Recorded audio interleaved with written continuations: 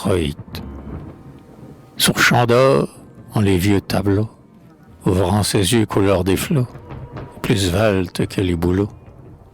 La Vierge cause ingénument avec le séraphin charmant, advenu du haut firmament. Et qu'elle s'édouane, les rubis, passementent ses longs habits, de moire antique et de tabis. Ses cheveux souples d'ambre vert glissent comme un rayon d'hiver sur sa cotte de menu vert.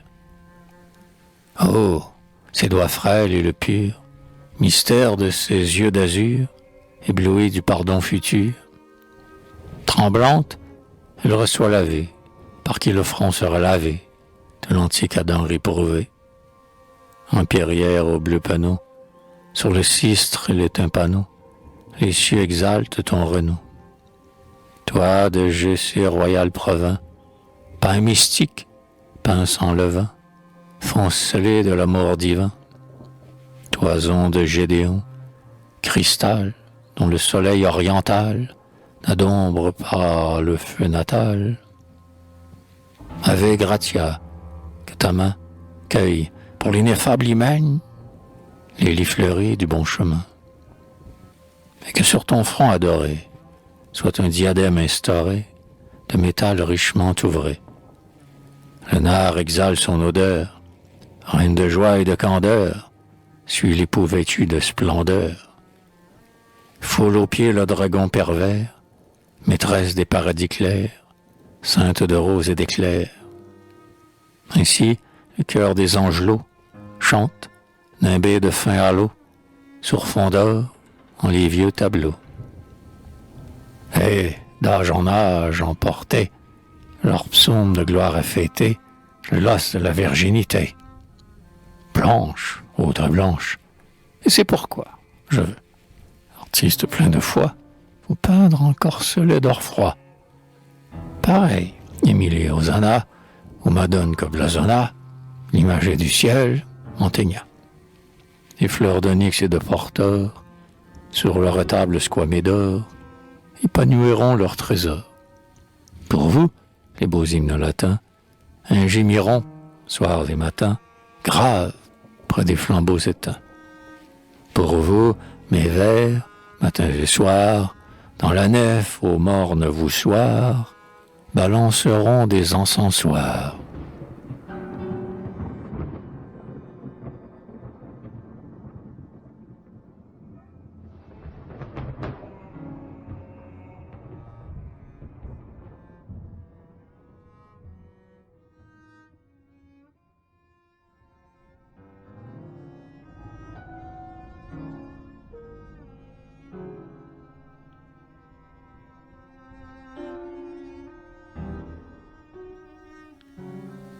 Hortus conclusus. Vierge, vous rayonnez comme une aube iroirée, sous la molle clarté des lampes de vermeil, et, vous enveloppant de leur onde dorée, vos longs cheveux vous font un manteau de soleil, tel qu'un parfum de myrrhe autour d'un sanctuaire. De vos blanches beautés jaillit un charme amer, et sur les cœurs meurtris, comme un électuaire, vous posez la douceur de vos yeux d'outre-mer. De l'oliban gardé pour les noces mystiques, du cyname épandu sur d'ineffables lits, du nard dont s'enivrait l'épouse des cantiques, flottent sur votre front les baumes affaiblis. Loin des transports menteurs dont l'ivresse nous fraude, vous surgissez au fond des cieux resplendissants, parmi les ostensoirs incrustés d'émeraude, et les cierges pascales tachées de grains d'encens. Sous le brocart rigide et lourd de pierreries, vos bras pour la prière entr'ouverts lentement, dans le cadre léger des ogives fleuries, s'étendent en un geste indécis et charmant. Mais, calme, en attendant le Dieu promis, sans trêve, morte pour le désir avant d'avoir aimé, sur les vitraux dorés, vous lisez votre rêve, et votre cœur s'endort comme un jardin fermé.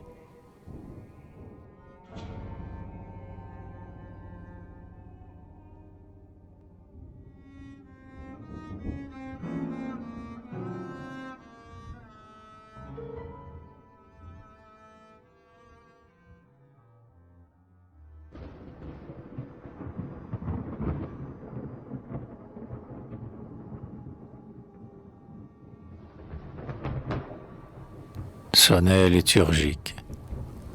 Dans le nimbe ajouré des vierges byzantines, sous l'auréole et le chasuble de drap d'or, où s'irisent les clairs saphirs des labradors, je veux emprisonner vos grâces enfantines. Vase mirant, trépied d'écume ou d'andore, maître-autel qu'ont fleuri les roses de matine, coupe lustrale des ivresses libertines, vos yeux sont un ciel calme où le désir s'endort. Des lits, des lits, des lits. Oh, pâleurs inhumaines, plein des étoiles, cœur d'effroi catéchumène, inviolable hostie offerte à nos espoirs. Mon amour devant toi se prosterne et t'admire, et s'exhale avec la vapeur des encensoirs dans un parfum de nard, de cinname et de myrrhe.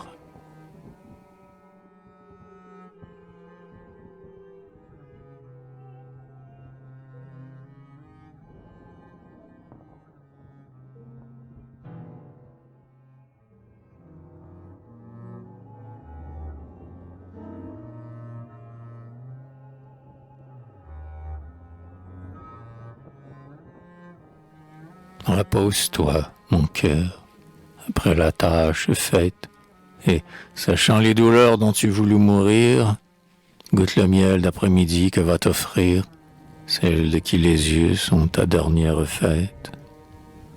Repais-toi de l'or clair où dorment ses cheveux, et de sa voix où chante une lyre suprême. Voici l'amour et le pardon. Reçois le crème, pacifiant de ses angéliques aveux. Que t'importe l'orgueil saignant par 20 blessures, et hurlant comme un loup tombé sous les épieux, qui tu la vois enfin, l'amante aux bras pieux, t'offrant le renouveau de ses tendresses sûres. Que t'importe l'hiver, sinistre compagnon, de la tristesse indéfectible qui te navre, n'est-elle pas la verte Atlantide et le Havre, où tu reconnaîtras le pays de Mignon? Les passions et les dégoûts mènent leur course. Que t'importe, mon cœur, ce banal évohé? Tu sais qu'elle est pareille au fond de Siloé, qui changeait en douceur l'amertume des sources. Tu sais qu'elle a gardé l'inaltérable espoir de ta jeunesse et sa ferveur, et qu'autour d'elle s'épanouit l'éclat d'un automne fidèle, et nage le parfum alangui d'un beau soir.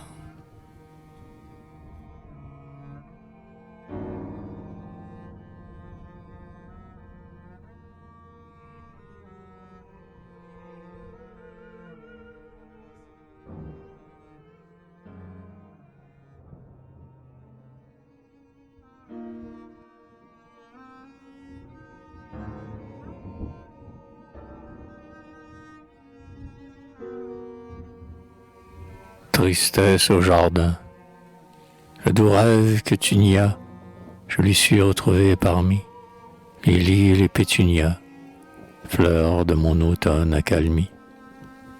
Mon rêve, par les allées, cueille des branches d'azalée. La vigne pourpre aux raisins bleus festonne les murs du jardin, où niche maint oiseau frileux sous le feuillage incarnadin. Mon rêve, par les allées, cueille des branches d'azalée. Dans le bassin qu'elle verdit, l'eau pleure inconsolablement, et, mélancolique, redit les mots trompeurs de ton serment. Mon rêve, par les allées, cueille des branches d'azalée. Automne, d'œil précoce et doux, sous le ciel au feu apaisé, les languissantes roses d'août gardent l'odeur de tes baisers. Voici que, par les allées, meurent les blanches azalées.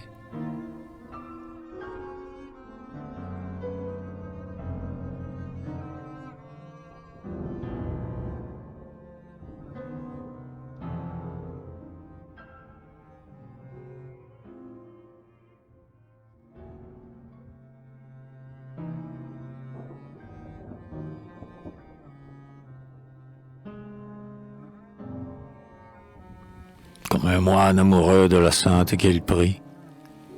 Je t'ai fait un autel en mon cœur attristé, où, parmi les encens, resplendit ta beauté, sous un dais de lampes chargé d'orfèvrerie. Madone, j'ai cueilli les fleurs de mon été, les fauves du désir, roses d'idolâtrie, et leur haleine fugitive se marie au stérile parfum de ta virginité. Ainsi ton front nimbé de flammes et de gloire, ainsi tes yeux stélés d'escarboucles d'or, resplendissent, pareils aux gemmes des ciboires. L'orgue éploré dans la chapelle vibre encore, et, pieusement, vers tes paupières baissées, monte le pur amour et les bonnes pensées.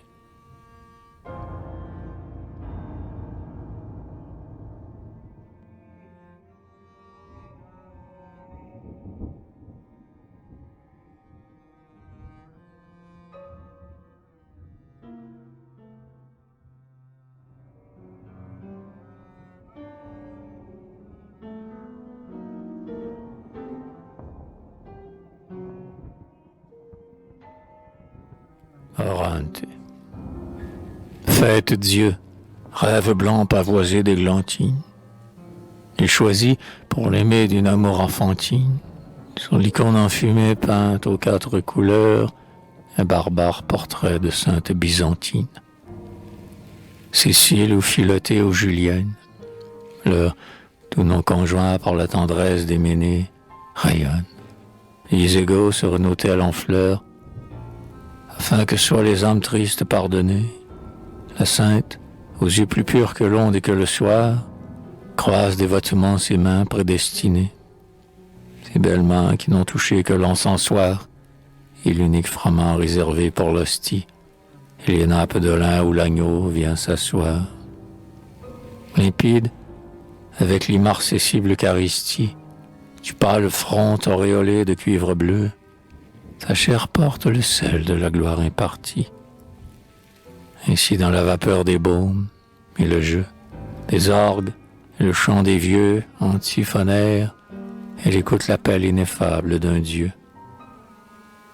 Et l'orgue déroulant sa plante et ses tonnerres, caresse des mots énamourés, le cœur des hymnodes lui dit les proses centenaires, car son âme ingénue et forte, son doux cœur de neige, comme un vol béni de tourterelles, on fuit ce monde impur où le deuil est vainqueur. Lieu de péché, lieu de remords, lieu de querelle, du plus haut ciel le Fils unique est descendu. Les anges accordaient leur voix haute et aigrelle, et, cueillant ce trésor pour le siècle perdu, rose mystique, fleur de l'humaine vallée, le fiancé, l'amant sans relâche attendu, a couvert d'un baiser sa lèvre inviolée.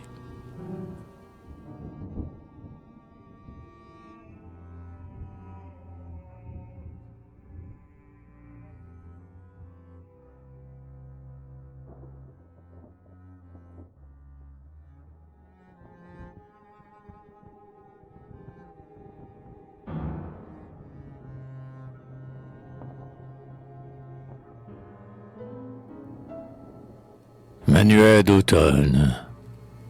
Les astères et les véroniques, leur corolle sans parfum, laissent tomber sur les parterres, où d'autres fleurs ne s'ouvrent plus, la tristesse mystique et lente des adieux. Mauve tendre et vert alangui, leurs teintes vagues s'harmonisent, au ciel lavé du prime-automne, à la souriante langueur des beaux jours près de s'envoler. Bouquet de souvenirs et non bouquet de deuil, l'or violent des chrysanthèmes, le sang pourpré des dahlias, n'altère point leur éclat doux.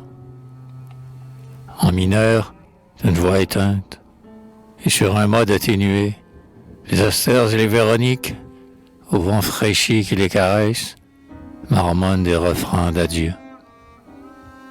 C'est la saison prestigieuse, où les arbres portent des feuilles de topaz et de rubis, où la grive crie à travers les pampres fauves adornés de rutilante orfèvrerie. À ces corbeilles débordantes, octobre entasse, à pleine main, les présents des chasseurs et ceux des vignerons. Sous les cortines jaunes pâles de leurs ultimes floraisons, en un dernier baiser, les roses solemnisent les noces d'or. La terre se pâme, enivrée, et célèbre une fête encore, avant d'entrer dans le silence et la peignoir de l'hiver. Demain, les martinets frileux, avec les feuilles arrachées, s'envoleront en tire-d'aile. Demain, les bisiers mâles sanglotteront parmi les bois. Mauve tendre et vert alanguis, sur les plates-bandes fanées, les astères et les véroniques chantent, mezzo voce, la chanson des adieux.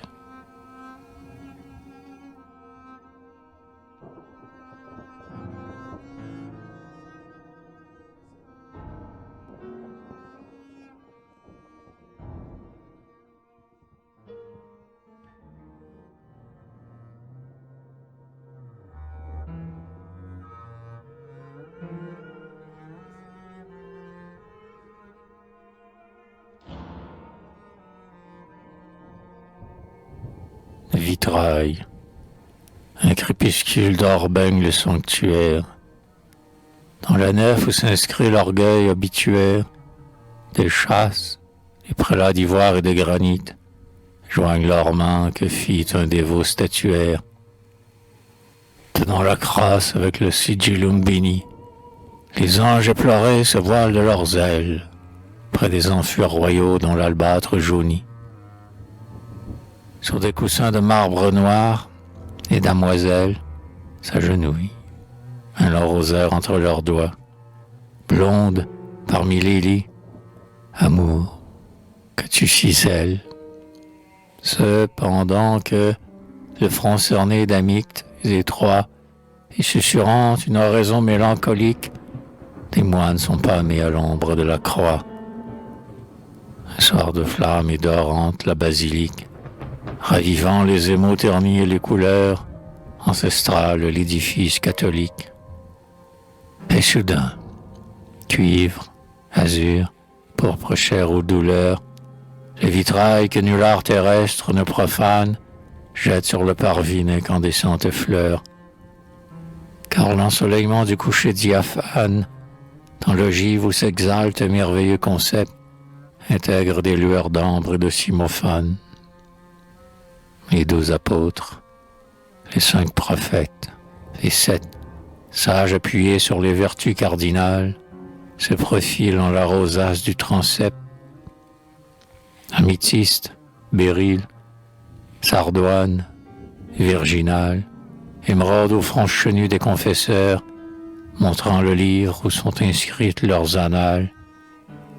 Les martyrs en surplis d'écarlate, les sœurs, Marthe et Marie au pied du Maître qui s'incline, et le voile blanc des séraphins intercesseurs. Bernard dans les vallons, Benoît sur la colline, les Sibylle Carnot de Maule attesta, près du roi Christ féru du coup de javeline. Et plus haut, en plein ciel, un cœur d'enfant porta, Notre-Dame, sur le vélin des banderoles, ces mots d'amour. Ave Félix Cieli Porta, tel, incarnant aux yeux les divines paroles, chaque verrière dans l'or mystique reluit, comme un jardin semé d'aveuglantes corolles. Mais l'ombre gagne et le vain prestige s'enfuit, les arceaux quittés n'ont plus de fleurs écloses, pour les répandre sur la robe de la nuit. La sacrilège nuit par qui meurent les roses.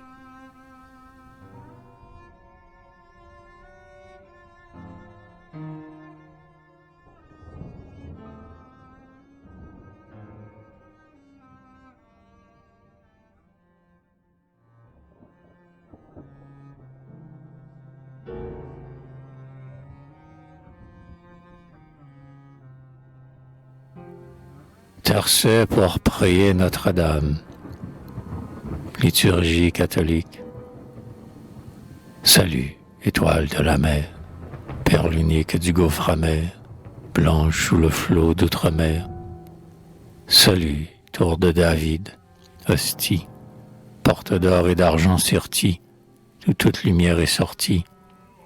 Rose immortelle du ciel bleu, en s'asseoir plein de chasses de feu.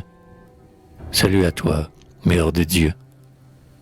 Ô douce, ô clémente, ô suave, par toi fut changé le nom d'Ève, qu'à tes pieds notre mal s'achève. Dame très pure, montre-toi, notre mère, et que l'humble foi trouve grâce auprès du Christ roi. Fais qu'ils reçoivent la prière des pécheurs, rends-nous la lumière, Vierge, et l'innocence première.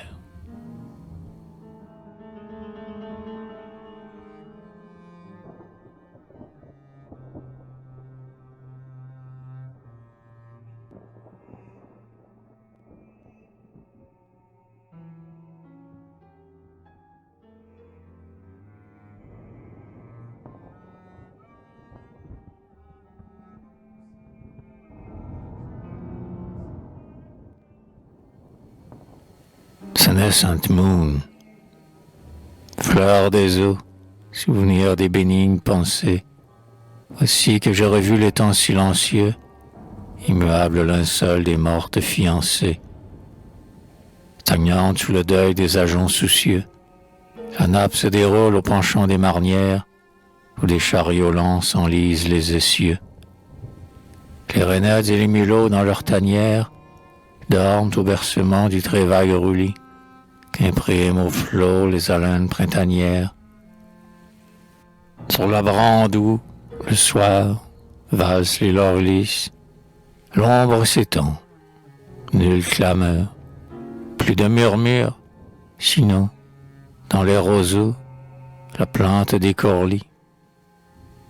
C'est l'heure où, délaissant les secrètes ramures, et la grotte aux arceaux de lierre et de houblon, les menthes aux buissons viennent cueillir des mûres. En robe blanche, par les prés et les vallons, elles descendent vers le marais fatidique et, sur ses bords fleuris, peignent leurs cheveux longs.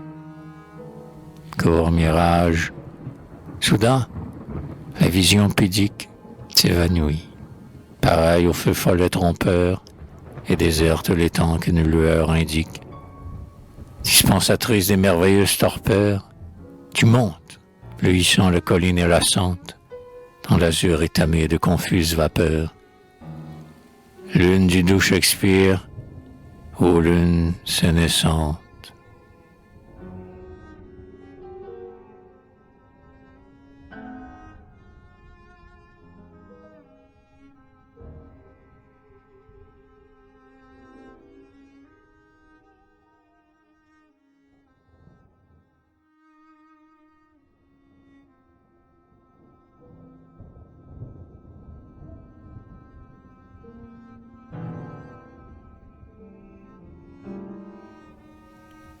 Le blason de Flore.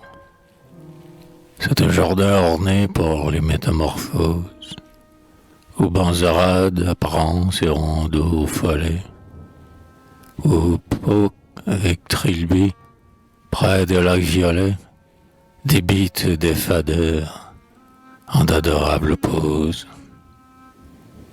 La lune qui descend le long des promenoirs, sur les blancs escaliers traînent ses mules blanches, et ses rayons légers palpitent dans les branches, comme des sequins d'or parmi des cheveux noirs.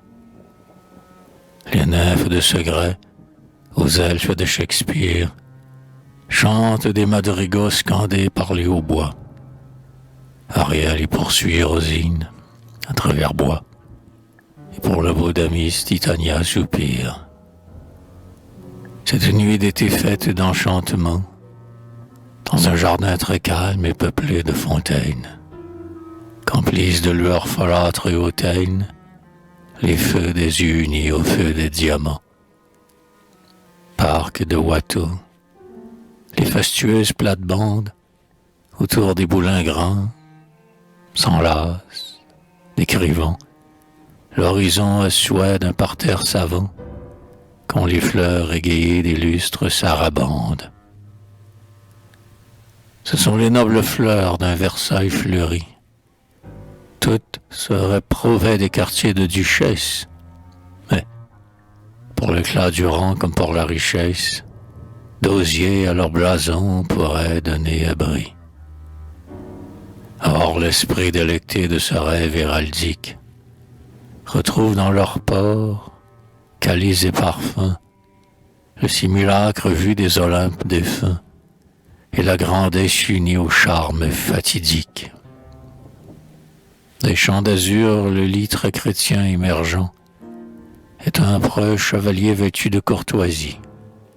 La princesse d'amour que ses vœux ont choisi porte un manteau d'hermine aux agrafes d'argent. Dans sa robe de cour aux teintes précieuses, comme au jour de Fontaine et de la Maintenon, la tulipe ducale emplie de son renom, les porprés qu'attrista le deuil des scabieuse. Les roses, sous la pourpre auguste, dans les nuits, ont la mer nonchaloire des reines trop aimées, et la lune qui boit leurs larmes embaumées, d'un baiser de blancheur caresse leurs ennuis. Gloire du souvenir extatique, pensée, funéraire, le deuil trône dans vos plis lourds, et dans l'emphase épiscopale des velours, que blasonnent les mailles de vos croix florencées. Quinte feuille, mystique emblème voulu par les trouvères aux cantilènes suppliantes, votre candeur a fait pâlir ces éliantes, qui dort un astre roi, nec pleuribé sympa.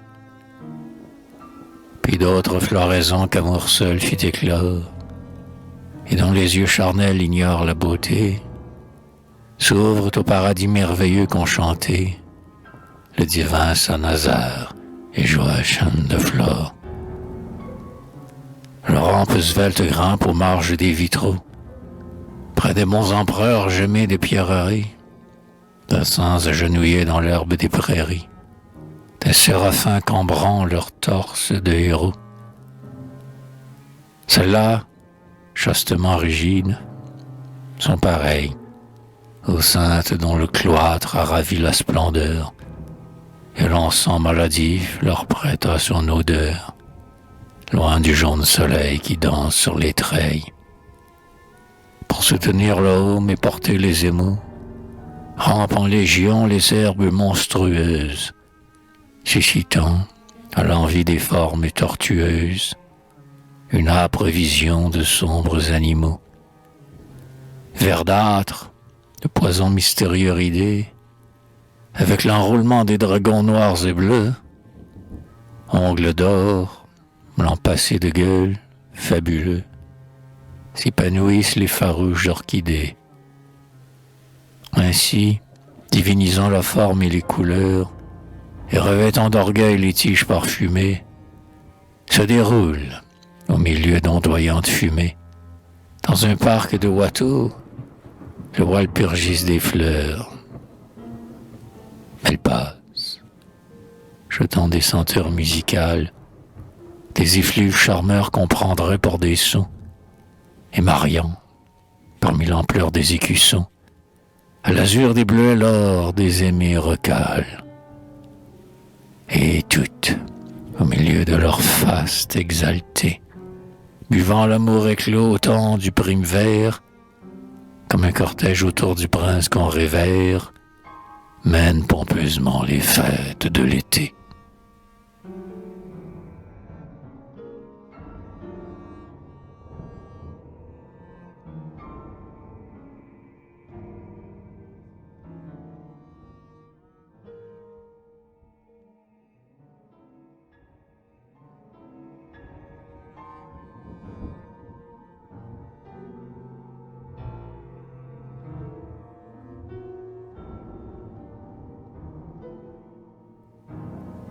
Prosperous Island.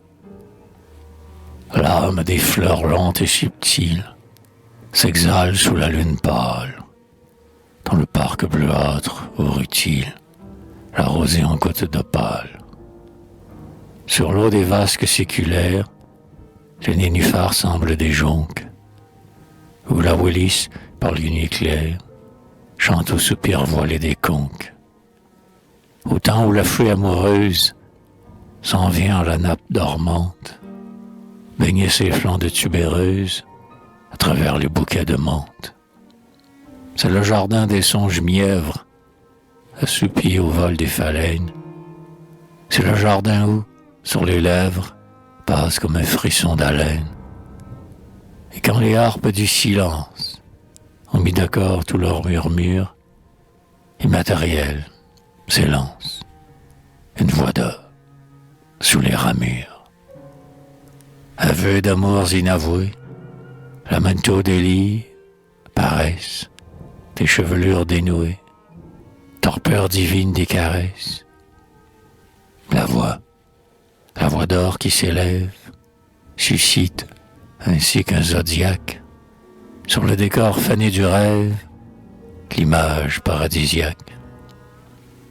Dans le bleu des tonnelles rases, pelouse qu'ennoblit la cante, et sur vos fraîches chrysoprases, glisse l'intangible bacchante.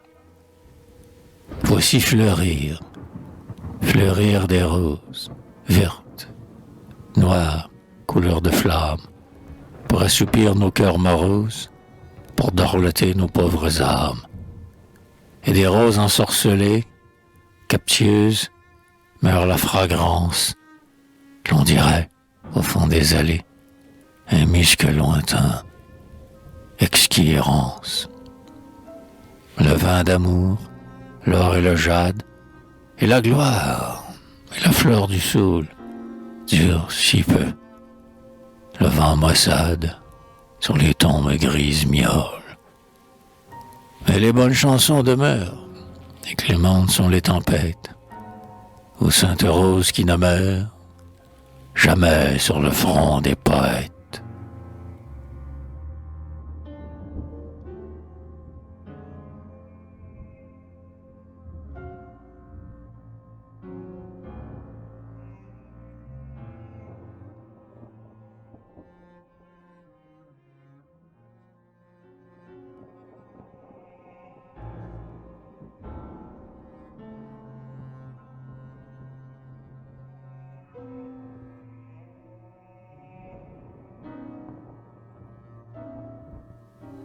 Les fleurs d'Ophélie, fleurs sur fleurs, fleurs d'été, fleurs de printemps, fleurs blêmes de novembre épanchant la rancœur des adieux, et dans les joncs tressés, les fauves chrysanthèmes, les lotus réservés pour la table des dieux, les lyotins parmi les touffes d'amarante, dressant avec orgueil leur tyrse radieux.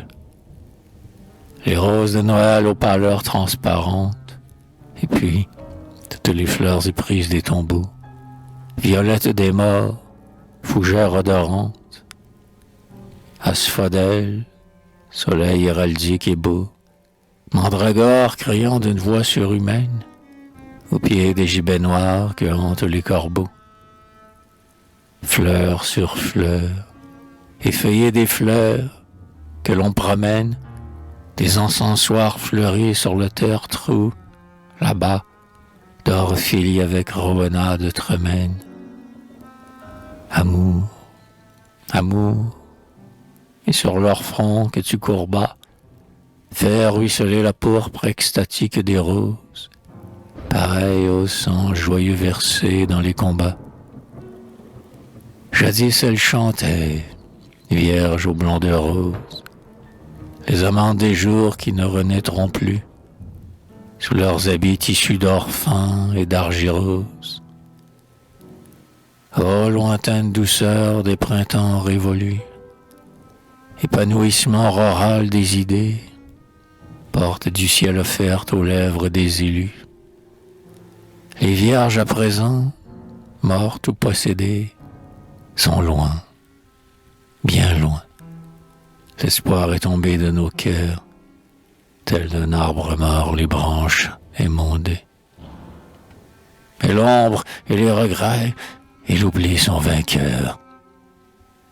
À travers les iris et les joncs, Ophélie abandonne son âme au murmure berceur du fleuve, seul témoin de sa mélancolie. Et voici qu'au fond des verdâtres épaisseurs teintent confusément des harpes cristallines, attirantes avec leurs rythmes obsesseurs. Alors diffus du soleil empourpre les collines, par-delà le château d'Elseneur et les tours, qu'assombrissent déjà les ténèbres félines.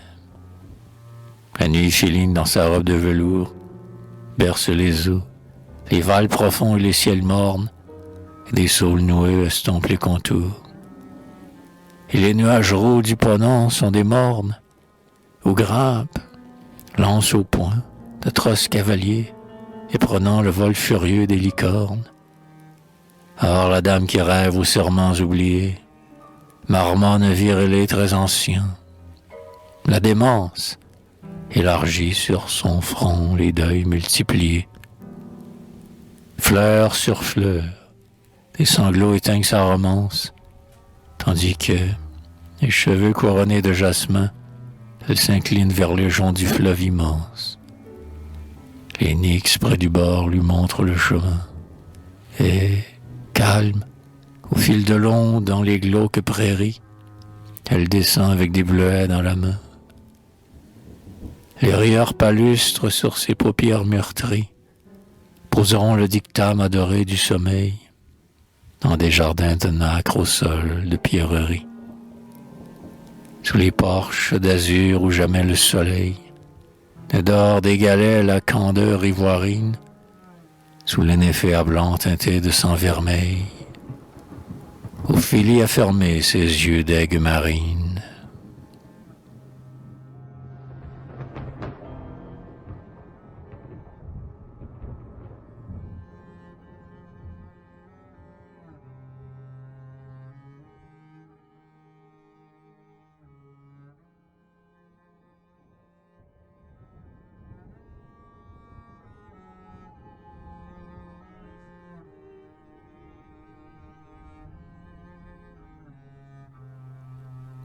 Fonaré Flores, les nostalgiques citronniers aux feuilles blêmes, ces tilleuls et leurs parfums, avec ennui, meurent dans le jardin peuplé de chrysanthèmes. Pour la dernière fois, le soleil tiède à lui. Soir des morts, il a chargé de pleurs et d'anathèmes. Le souvenir s'éveille et reprend, aujourd'hui, en sourdine, les vieux, les adorables thèmes des renouveaux lointains et du bonheur enfui. Le souvenir marmonne à voix basse. Une cloche funéraire dans le ciel gris où s'effiloche, met un lambeau d'Occident facé de pourpre et d'or, et c'est le crépuscule automnal des années que d'un encens trop vain fait resplendir encore la mémoration des corolles fanées.